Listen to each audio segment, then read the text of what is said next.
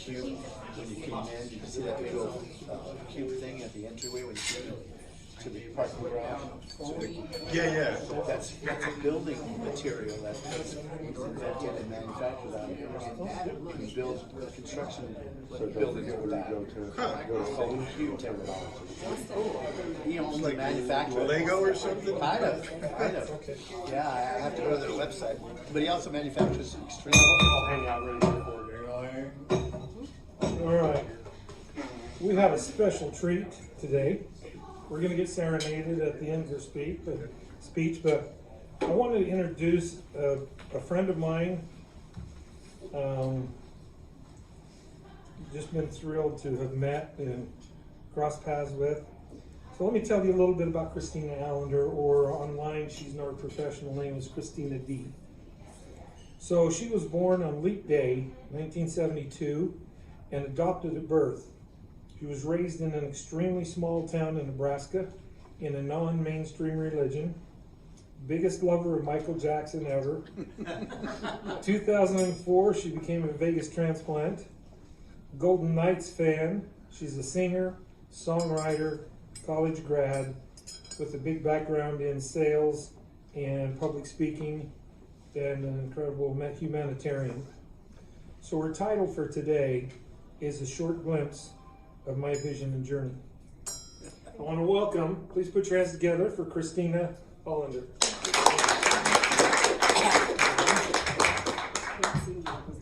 I got you. You guys, thank you so much. Be careful. Watch out. Look out. I was told these phrases so many times growing up that I was beginning to think they were my first, middle, and last names. I even think I had an ancestor named, you probably can't see that. Friends, it is my pleasure to be speaking with you this afternoon about an indefinite part of my life, especially since the Lions Club is an organization focused on those with visual impairments. No pun intended. About 3 months into my life's journey, my mom noticed something not quite so right about the way that I would look at her. I looked to the side of her. I kept holding my head a certain way to try and focus on anything. My dad's vote, was the same. They took me to the eye doctor. He told them at the time that I have a diagnosis of congenital nystagmus. Of course, no one knew what it was, so how in God's graces this doctor did was sheer gasping, since it was 1972. Dr. Waring told my parents, she's legally blind. She won't be able to drive. I had a roommate in medical school that had nystagmus, and he lived a normal, active life. She'll be fine. So, what is congenital nystagmus? I'm going to give you the proper medical definition. Today, it is diagnosed as infantile nystagmus syndrome. Involuntary, conjugate, same horizontal direction in each eye, symmetric, equal intensity, ocular oscillations, presenting in early infancy with characteristic clinical signs and symptoms, many times associated with ocular abnormalities such as albinism and retinal and optic nerve diseases, and defined by a particular waveform seen with eye movement recordings. My eyes move. I have no control over it. What happens is that focusing from a distance is a problem, and I'm extremely nearsighted. Balance is also affected. Headaches are prevalent. The brain and the optic nervous system are not communicating properly. And in my particular case, the rods in my retinas did not develop correctly. All throughout my life, I was the only one that I ever knew that had this condition. I was just a normal kid wanting normal kid things. Despite all these normalities I desired, I was judged extensively. I still am. I didn't let it stop me, as I knew nothing else, and I just kept growing and going into life. I couldn't see what was written on the blackboard unless I would always sit in the front row, so I did. Overhead projectors all depended upon how big the teacher's handwriting was. I was on the dean's list all throughout high school. Well, as we know, life does go on past high school. The older I would become, the more challenges I would face.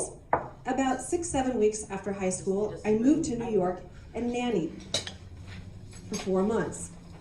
Despite not being able to drive, I figured out the bus systems in whatever city I was in. I was in England by the time I was 20, lived solely on my own all throughout college, and worked part-time, and I loved living on my own. I graduated from college with honors and shortly thereafter received a grant to Creighton Law School. I worked full-time at a bank, and due to the success in this position, was able to travel extensively throughout the US.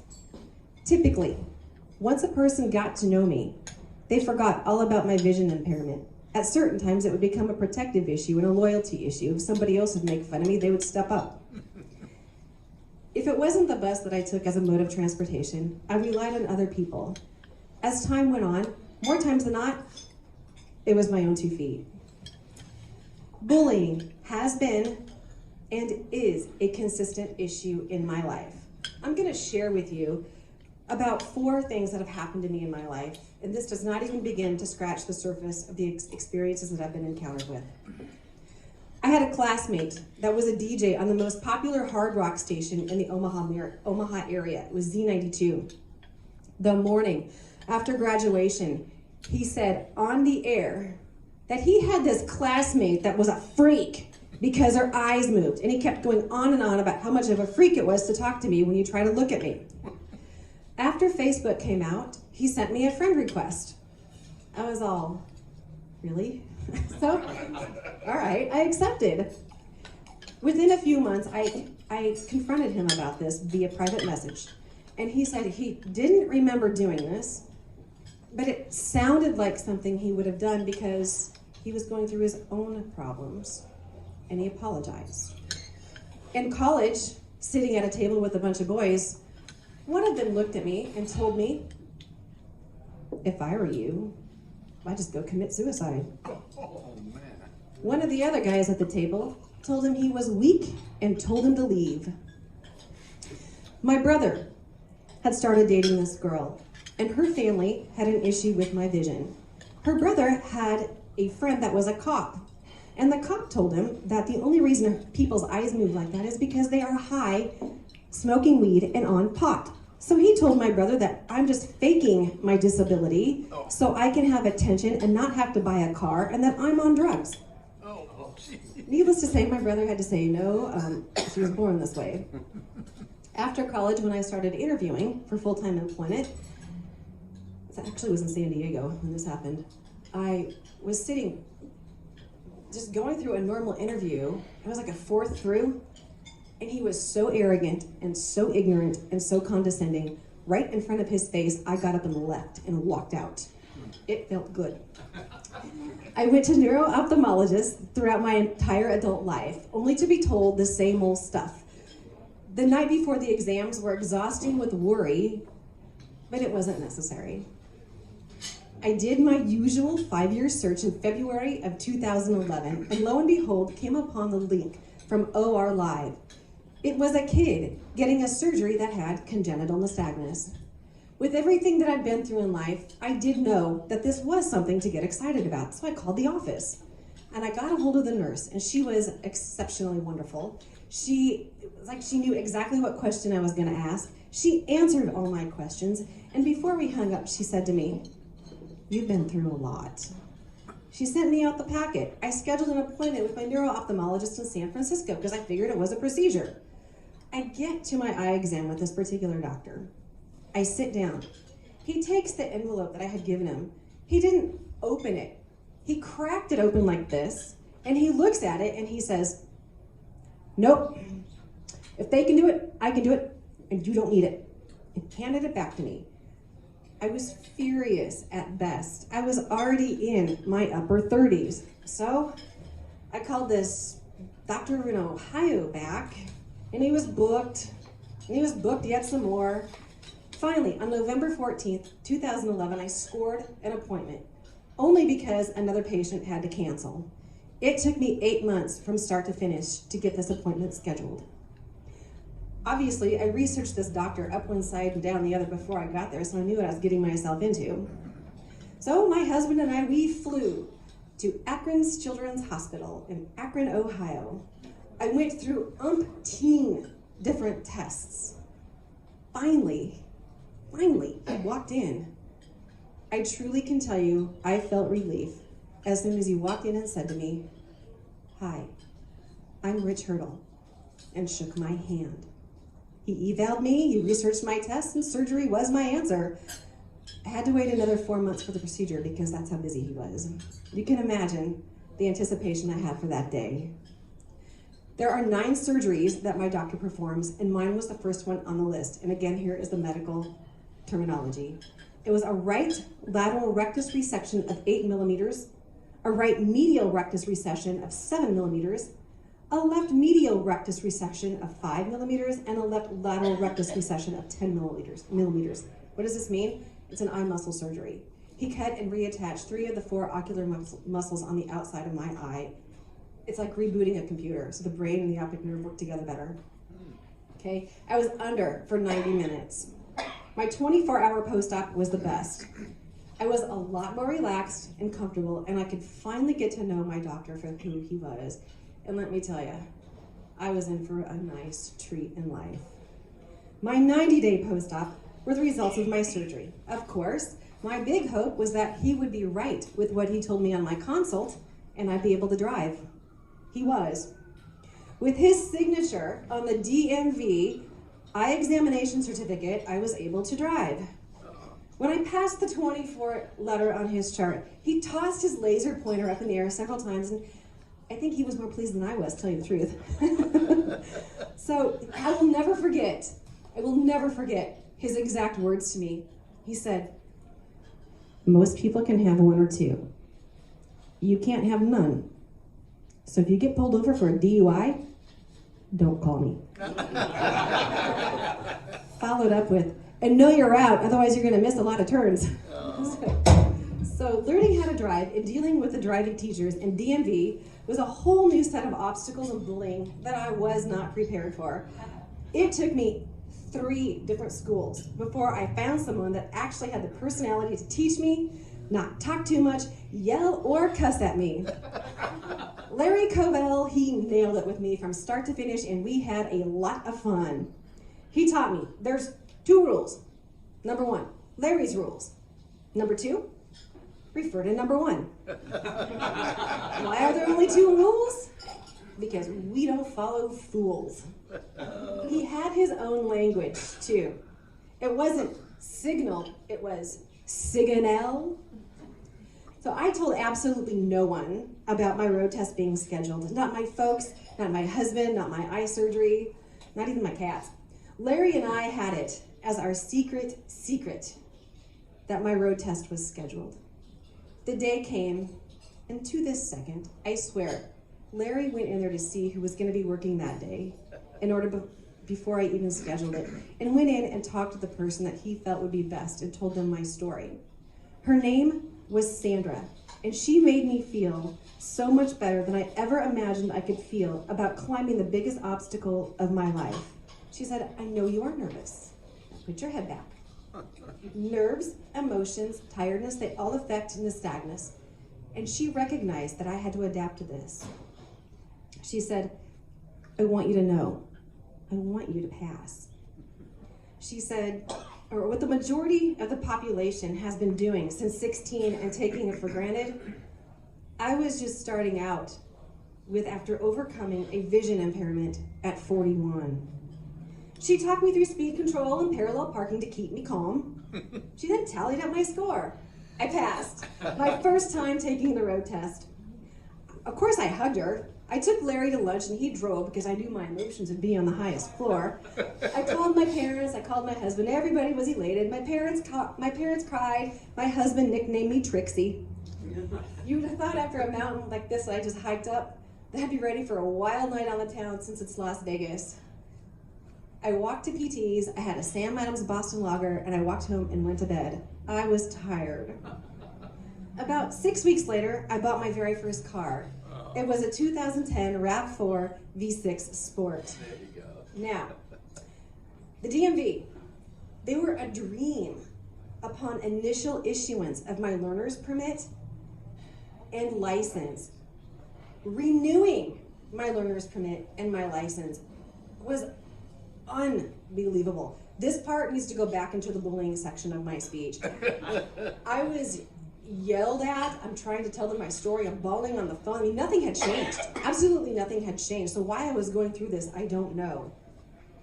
The local people behind their little window pushed my emotions too far, from misinformation, a certified letter, to not accepting my credit card because I had CID written on the back of it, to angry attitudes and beyond. Being the person that I am, I called headquarters.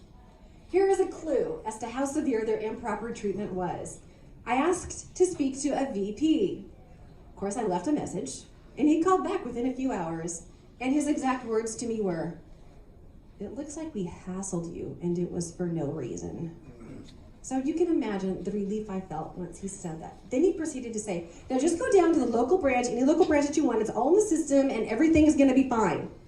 I said, "I'm going to Carson." He said, "It's not necessary." I said, "I'm gonna fly to Carson." That's what I did. I get to Carson, I give the lady my form, and she has my record pulled up in front of her. She's reading the screen, and she's like this, hand over mouth the whole time.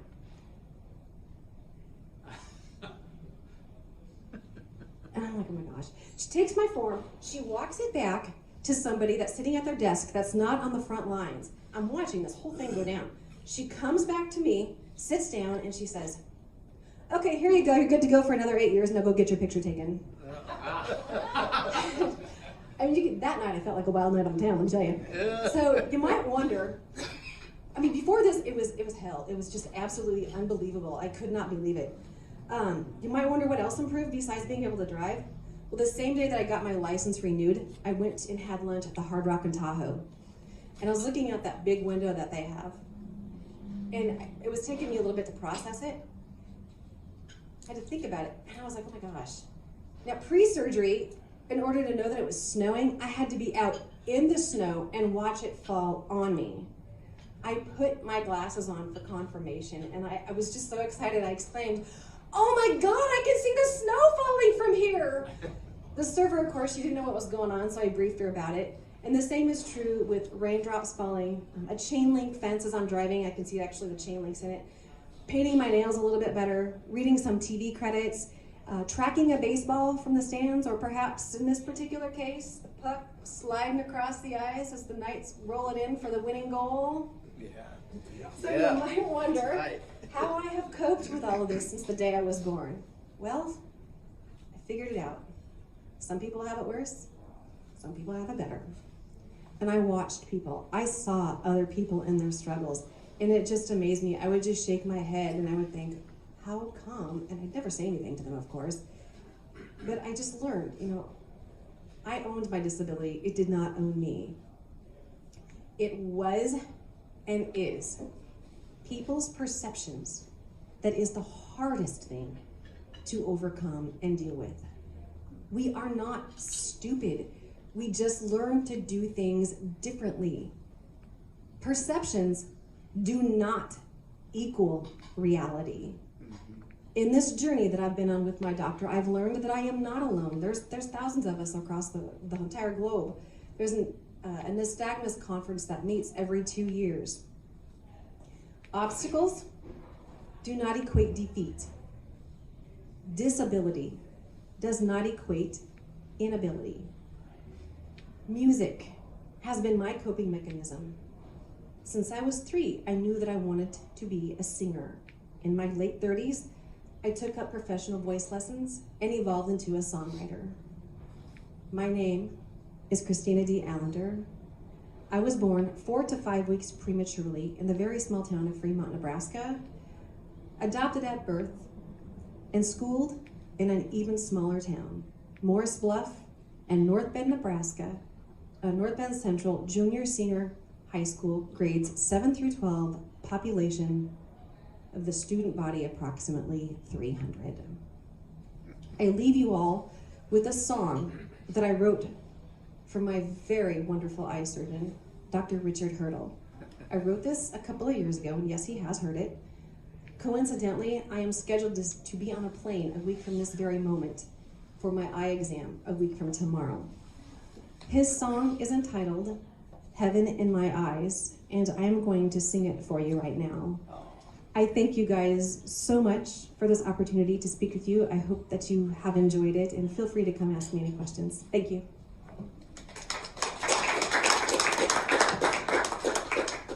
Okay. Okay. Thanks.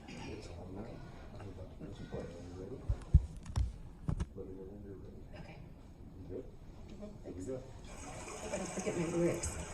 It's always a challenge.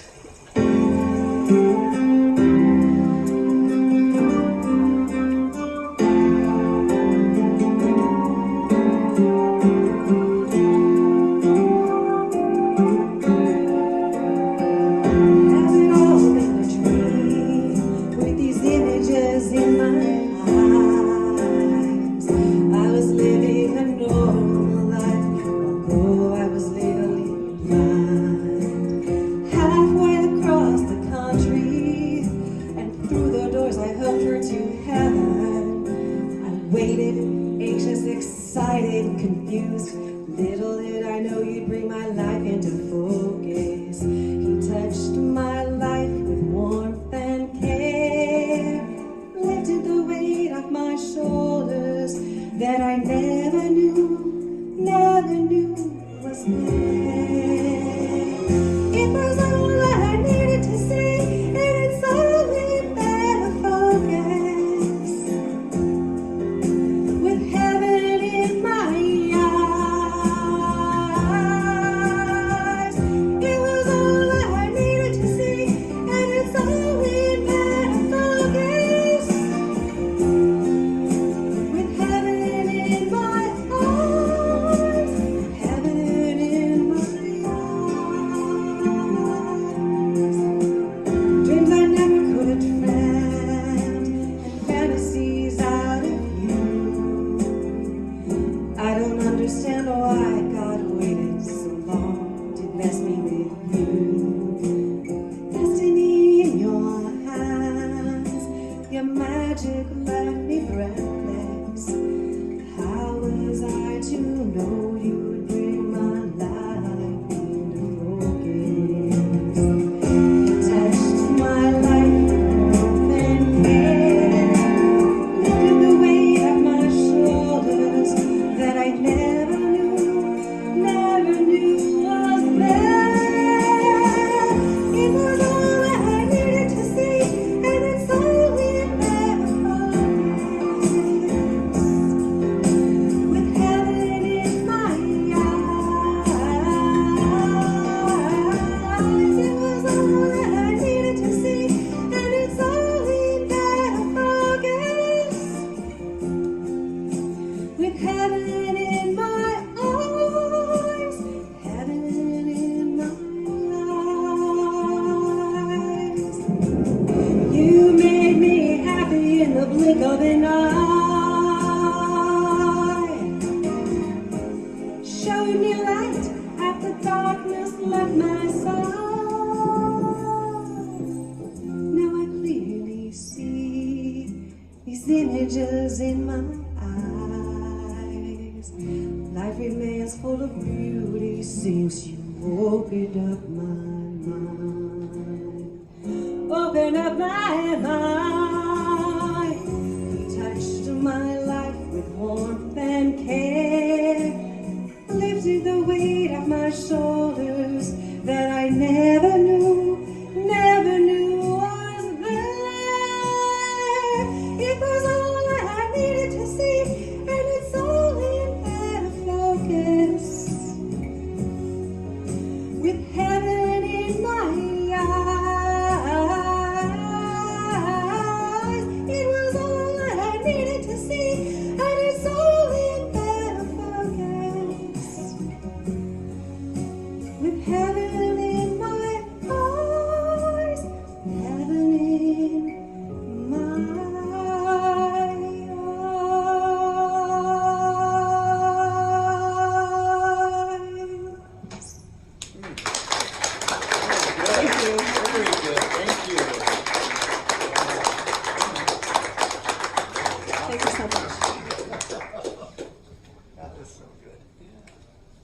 guess it's up to Marlon after this. Thank you so much. Thank you.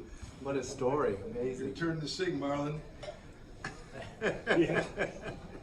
It'll be a short meeting. That's everybody will run. Run. Okay. These things out. So that was incredible. Thanks. Christine, I'm so glad that we talked about and decided to do this. It was awesome. So one of the things that we do, you're going to do the drawing for us Okay. for the 50-50. And get a And picture we're with the going to get a lion. picture Where's the line? as well. It's underneath Marlo. Oh, okay. You gotta get And him as a thank you for coming and speaking, I'm going to present you with this little gift. And remember to Do it over here just for the over in banner. front of the banner. Yeah. Right there. So that, There you go. okay, let's see which is the best side. Oh, well, this is so nice. Yeah, Thank there you so go. much. Thank you. It's great. No problem at all. All right, smile for the picture, for the Okay. camera. Beautiful, perfect. And if you can do us the honors of picking Sure. A winning number. A winning I won last number. week. Let's see if we get 2 in a row. All right, let's see. It is the last four. Last four. 0476. 0476. Oh, I was close. 047.